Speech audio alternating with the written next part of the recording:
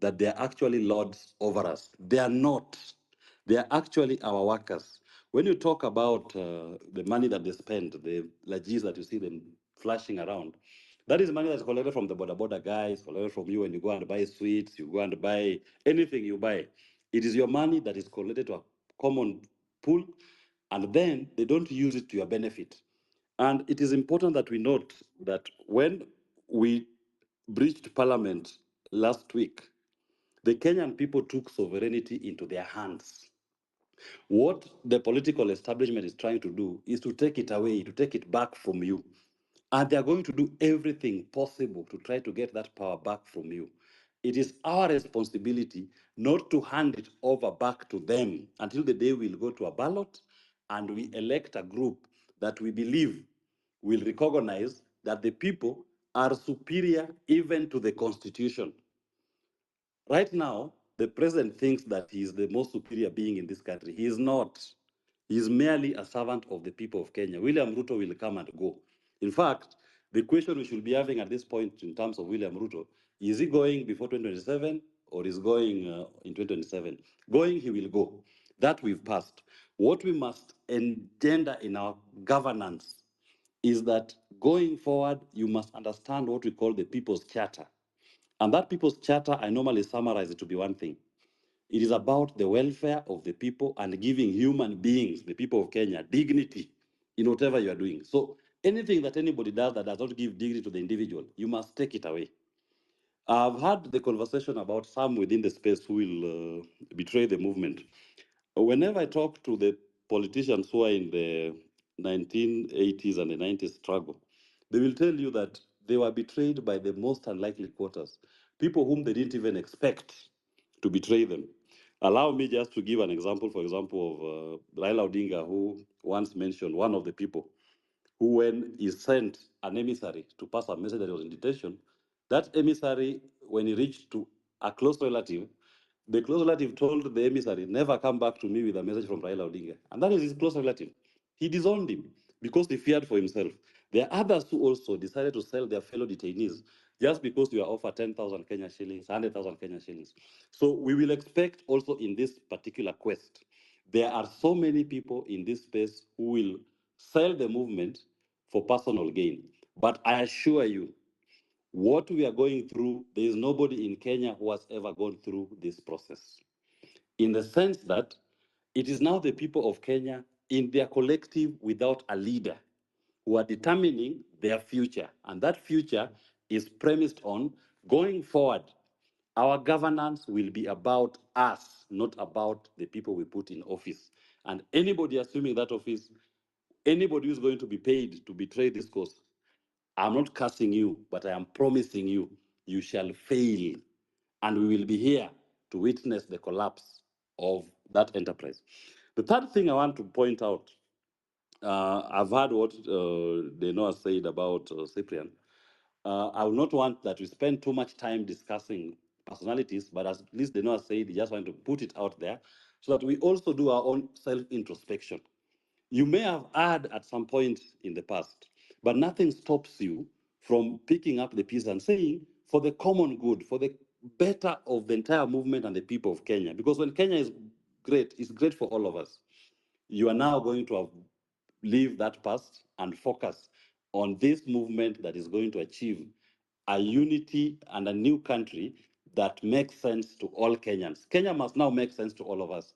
We've been living in a country where Kenya only makes sense to those who are holding public office. In fact, if you ask me, if you look at the salaries that public servants earn vis-a-vis what private sector offers, you ask yourself why somebody, for example, will leave his legal practice to go and earn a salary of 300,000 Kenya shillings. But then 6 months into office, this man is walking around with 10 million Kenya shillings watches. This man is negotiating in advance to buy land worth of 100 million Kenya shillings and saying, I will pay you. Even if he was to take a loan, if he was to appear in any bank with his payslip, no bank will give him that loan. It simply means that he knows leaving private practice to go into government service is now an opportunity for him to accumulate for himself. And we must reject that. And that is what we are rejecting on the streets.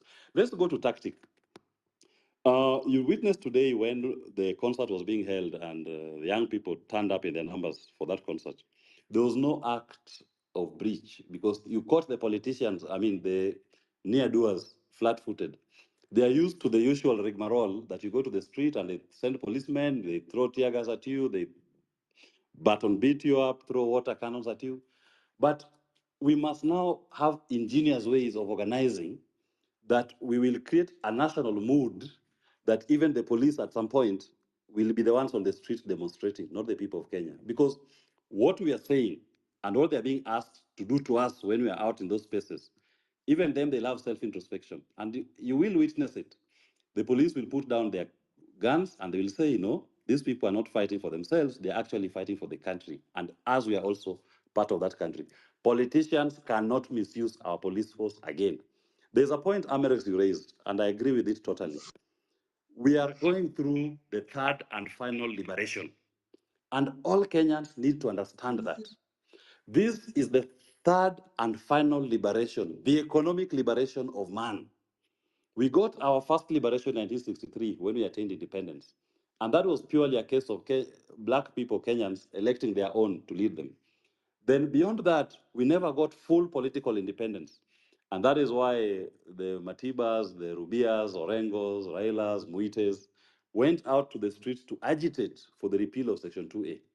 They got those political rights, and I do believe, as guided by my party leader, that our political quest was settled in the year 2010 when we got our new constitution and we established the systems of government and we established even a Bill of Rights for the first time in our constitution. What we are going through now is there's been an attempt to claw back on those political rights.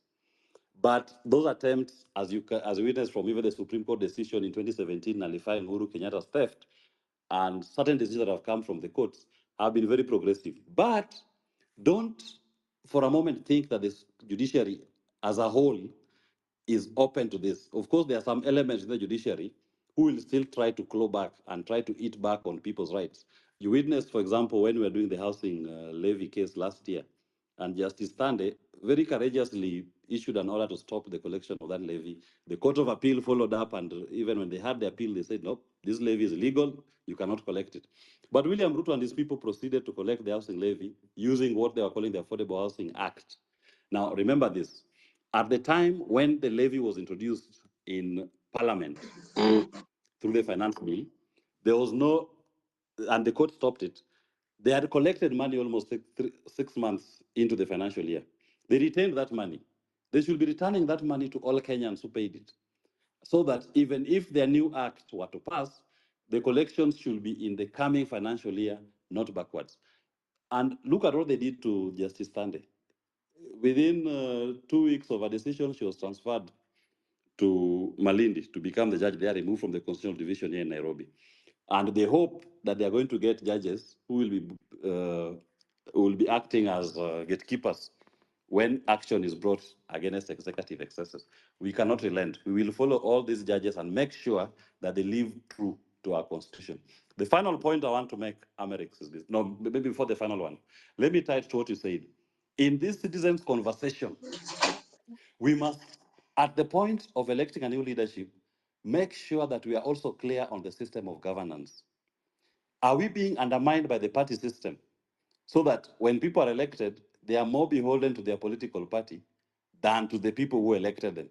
Look at William Ruto and his Kenya Kwanza members of parliament. First, they go to parliament. Kenyans give them their views. 99% of the memorandum and the people appear before them tell them this finance bill is bad, reject it.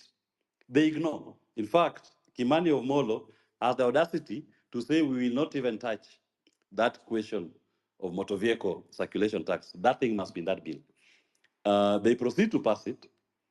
Then, upon the people of Kenya putting pressure and William Ruto, even in people invading parliament, William Ruto decides to renege. Then he calls those members of parliament, and you see all of them clapping behind him, gleefully happy, and saying that that's a good decision he has made to reject. Why did we have to lose more than 39 Kenyans to get to that space? Anybody who is occupying a position of leadership, a position in trust, to whom at least 39 Kenyans must die before his wrong can be corrected, does not deserve to sit in any public office in this country. Those members of parliament are cast, and I cast them.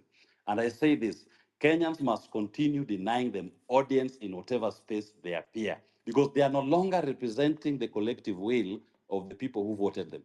And I want to urge us, sometimes I see some of our compatriots attacking those who voted for Kenya Kwanza or those who voted for some of these MPs. The fact that somebody voted for Kenya Kwanza or an MP, don't take it that he is now beholden to that person. When somebody has withdrawn his vote, his support, we urge them to join the movement, because our enemy is not that person who voted. Maybe he was misled. He was lied to on election day.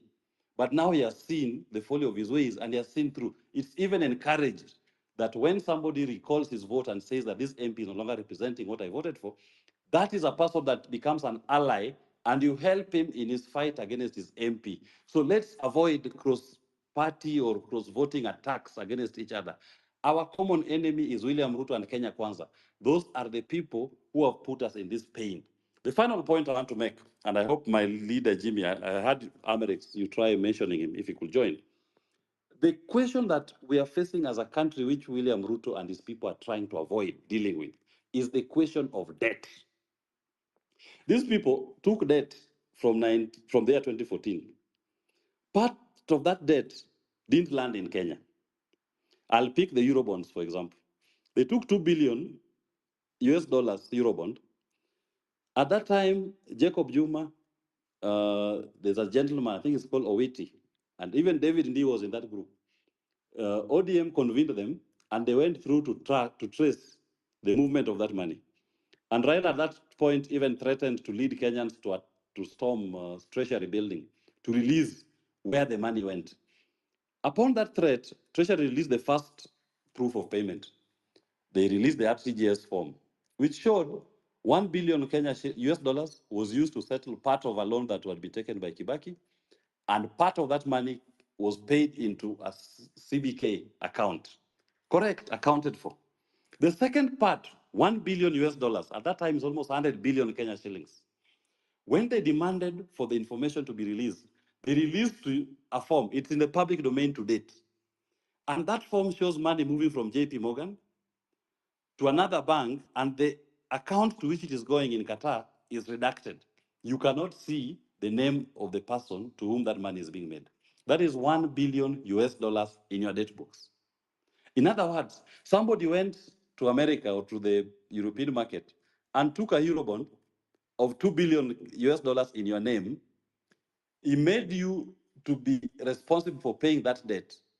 And he did not apply that money to any project in Kenya. He did not procure parliamentary approval for that money. But what the Kenyan people ended up with is a responsibility to pay for that money. We did pay for that money sometimes, I think it was in end of June. And at that time, now when we were paying for it, we refinanced it. We took a fresh one at an interest rate of 10.35%. At the time of taking in 2014, the interest rate was 6%. And there are so many other such loans which are taken in our name. If you go to our PFM Act, it is very clear. You can only borrow money for a project. You only borrow money for development. You are seeing Kenyan government every day issuing, every week they issue treasury bonds and bills. They're telling you this bond and bill is going to finance which project. You are just saying 20 billion floated. People take out that loan and they come back to you. When the bank takes these loans, they're using your money, using my money that I have deposited in the bank. Then they go to my government to take a treasury bill or bond that is not pegged on any project. Government takes it to eat it. Once they eat that money, the government comes to me and you and collects an exorbitant interest rate to pay for that loan. Now, interest rate is at 16%. When they take that interest rate of 16%, they do two things. Number one, you are burdened with the high interest rate that you're going to pay from your tax money. And number two, Even if you wanted to do your own project as an individual, they know here wanted to go and expand his food business. He goes to the bank tells him, they know, I will only give you a loan at an interest rate of 22%. Why? Because the bank prefers to lend money to government because government will pay for that money and will come back to the people of Kenya as a sovereign to cushion it. They know it's seen as now a credit risk. In fact, you are not even wanted in that banking space. Now, many Kenyans cannot access capital because of government borrowing illegally in the domestic market, burdening Kenyans with high interest rates and denying them an opportunity to even borrow for their own private ventures. That is why you are not seeing any development. What today, as we speak, what is stimulating development in this country? If government is not doing any project, where's the flow of money? When I'm not putting up expanding my law firm or somebody is not expanding his business, where's the